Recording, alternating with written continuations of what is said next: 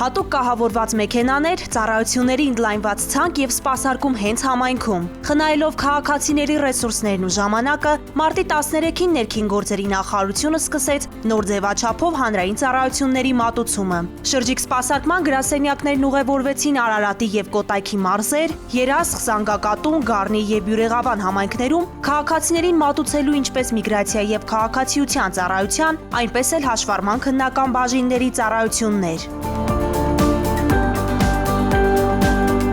Ես անձնագրի պատրաստման համար եմ եկել։ Առաջին անգամ եք անձնագրավորում թե ունեցել եք։ Չէ, առաջին անգամ։ Իմացա, որ սենց շրջիկ մեքենաներ կան, որ իրանք մեզ մեր գյուղում կարող են գալ ու օգնել, ոչ թե մենք գնանք, այլ իրանք են գալիս մեզ օգնում, ու տենց որոշեցի ստեղ դիմել։ Շատ լավ էր, ամեն ինչ արագ ստացվեց, թղթային հարց թե ամեն ինչը շատ արագ լուծվեց, ոչ մի խնդիր չկար, շատ գոհ եմ։ Սա այս ձևաչափով առաջի փորձառությունն է, որի շրջանակներում փորձում ենք առավել մոտ եւ հասանելի լինել քաղաքացիներին, որի արդյունքում կմատուցենք առավել որակյալ ծառայություններ։ Քաղաքացիների արձագանքների արդյունքում կտեսնենք ինչ ծառայությունների պահանջարկ կա եւ կդիտարկենք դրանց մատուցման հնարավորությունները եւս։ Ներկայումս գործում են շրջիկ ձևաչափով 3 գրասենյակներ, որոնք ծառայություն են մատուցում քաղաքացիներին հենց իրենց համայնքներում։ Մեր շրջիկ ՆԳՆ սպասարկման գրասենյակները կահավորված են այնպես, որ մենք կարողանում ենք քաղաքացիներին սպասարկել, ինչպես հաշվառման քննական ստորաբաժանումներում։ Եթե քաղաքացին ցանկանում է հաշվառման վկայագրի կամ վարորդական վկայականի փոխանակում իրականացնել, ինչպես նաև ստանալ խորհրդատվություն մեր մատուցած ծառայությունների վերաբերյալ, ապա կարող է մոտենալ մեր շրջիկ գրասենյակներ եւ սպասարկվել։ Ընդունված դիմումների հիման վրա փաստաթղթերը քաղաքացիներին տրամադրվելու են մեկ շաբաթ անց նույն վայրերում։ Մարտի 20-ից 21-ը ներքին գործերի նախարարության սպասարկման գրասենյակը ծառայություններ կմատուցի նաև Գեղարքունիքի եւ Լոռու մարզերում։ Ներքին գործերի նախարարությունը շարունակում է բարելավել հանրային ծառայությունների մատուցման գործընթացը, դրանք դարձնելով առավել հասանելի եւ քաղաքացիակենտրոն։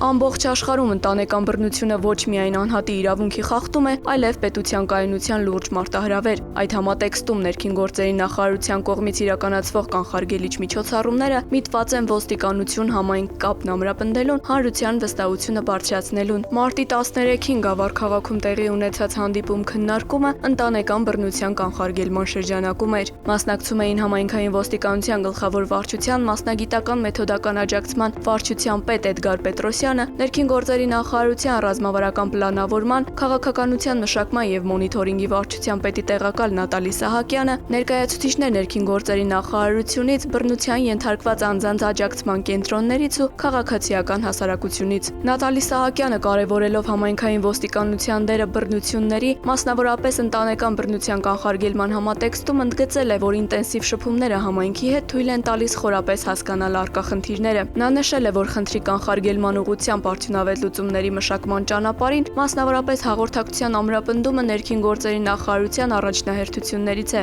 Նման օրինակ հանդիպումները չափազանց կարևոր են ներքին գործերի նախարարության համար, քանի որ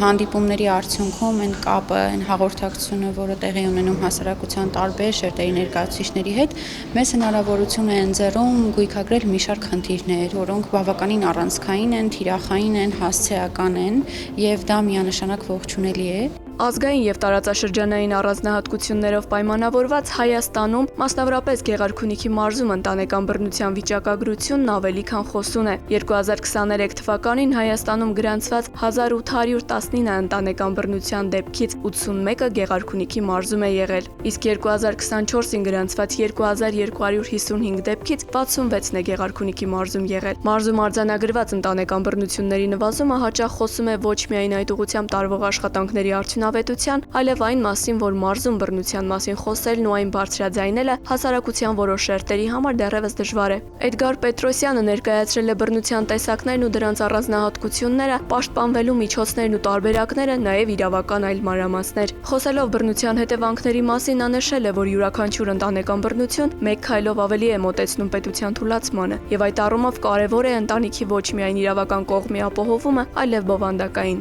Հանդիպան նպատակն էր հանրության իրազեկել ընտանեկան բռնության մասին, այսինքն խոսել ինչ է ընտանեկան բռնությունը,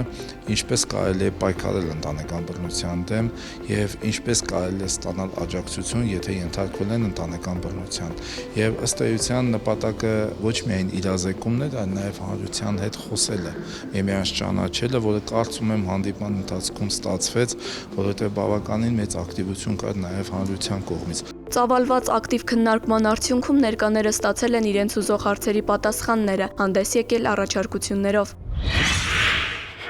Մարտի 8-ի առավոտյան համայնքային ոստիկանության Վաղարշապատի բաժինը ահազանգած քաղաքացին հայտնեց, որ գիշերը Էջմիածնի Պրոշյան փողոցի իր տան դիմաց կայանված VAZ-2106 մակնիշի մեքենայից գողացել են մարտկոցը։ Ձեռնարկած օպերատիվ հետախուզական միջոցառումների արդյունքում արդեն հաջորդ օրը համայնքային ոստիկանները ստացան տեղեկություն մեկ այլ գողության, ավելի ճիշտ փորձի վերաբերյալ։ Մարտի 9-ի առավոտյան ժամը 6-ին երկու տղամարդ Էջմիածնի Մանուշյան փողոցում գործիքով բացել էին ծաղկի սրահի դուռը եւ փորձել գողություն կատարել, սակայն իրենց կամքից անկախ հանգամանքներում հանցագործությունն ավարտին չհասցրած դիմել էին փախուստի։ Հետագա միջոցառումներով պարզվեց տղամարդկանց ինքնությունը։ Մեկը 26 տարեկան էր առանց մշտական բնակության վայրի, մյուսը 48 տարեկան երևանցի։ Նույն օրը երևանցին հայտնաբերվեց մայրաքաղաքի Չարենցի փողոցում, ձերբակալվեց ու տեղափոխվեց համայնքային ոստիկանության Վաղարշապատի բաժին։ Այստեղ նա խոստովանեց, որ գողության փորձն ու մեքենայից գողությունը կատարել են իրենք եւ գողացված մարտկոցն էլ իրենց տանն է։ Հաջորդ օրը հայտնաբերվեց նաեւ 26-ամյա երիտասարդը, երկուսն էլ տեղափոխվել են ձերբակալվածների պահման վայր։ Ծանուցում ենթադրյալ հանցանքի մեջ կասկածվողը կամ մեղադրվողը համարվում է անմեղ, քանի դեռ նրա մեղավորությունը ապացուցված չէ Հայաստանի Հանրապետության քրեական դատավարության օրենսգրքով սահմանված կարգով, դատարանի օրինական ուժի մեջ մտած դատավճռով։ Տեսագրությունում պատկերված անձը որոնվում է նախաձեռնված քրեական վարույթի շրջանակում նրա ինքնության կամ գտնվելու վայրի վերաբերյալ տեղեկություններ ունեցողներին խնդրում ենք դիմել համայնքային ոստիկանության Էրեբունու կամ մոտակա բաժին կամ զանգահարել 102, տեղեկություն հայտնող անձի գաղտնիությունը երաշխավորվում է։ Ծանուցում ենթադրյալ հանցանքի մեջ կասկածվողը կամ մեղադրվողը համարվում է անմեղ, քանի դեռ նրա մեղավորությունը ապացուցված չէ Հայաստանի Հանրապետության քրեական դատավարության օրենսգրքով սահմանված կարգով, դատարանի օրինական ուժի մեջ մտած դատավճռով։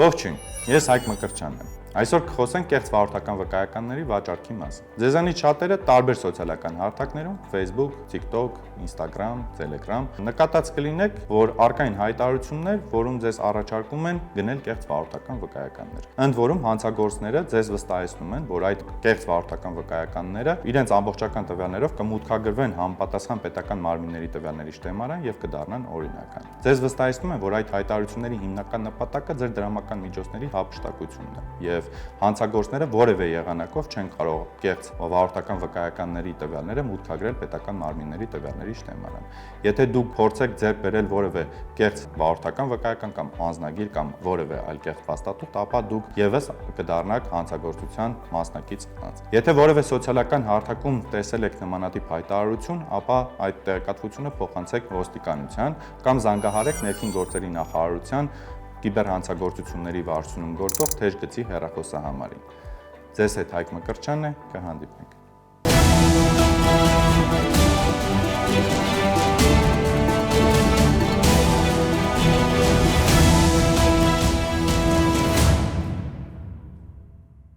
Հարգելի քաղաքացիներ, ներքին գործերի նախարարությունը գործարկել է elections.mia.gov.am հարթակը, որտեղ 2025 թվականի մարտի 10-ի դրությամբ հրապարակված են առաջիկա թիմ ընտրությունների ընտրողների տվյալները։ Հիշեցնենք, որ ընտրական օրենսգրքի 2024 թվականի սեպտեմբերի 10-ի փոփոխությամբ ընտրողները թղթային եղանակով չեն ծանուցվելու։ Քաղաքացիները հնարավորություն ունեն հրապարակված ընտրացուցակներում որոնել իրենց տվյալները։ Մարտի 30-ին կայանալիք ընտրություններին Շիրակի մարզի Գյումրի եւ Արմավիրի մարզի Փարաքար համայնքներում ընտրելու իրավունք ունեցող անձինք իրենց տվյալներին կարող են ծանոթանալ ներքին գործերի նախարարության պաշտոնական կայքի ընտրություններ բաժնում կամ կենտրոնական ընտրական հանձնաժողովի թիմ 3003-2025 ընտրողների ռեգիստր եւ ընտրողների ցուցակներ բաժիններում։ Կենտրոնական ընտրական հանձնաժողովի թիմ ընտրողների ռեգիստրի որոնմամբ հնարավոր է քարտեզի վրա տեսնել տեղամասային կենտրոնի հասցեն։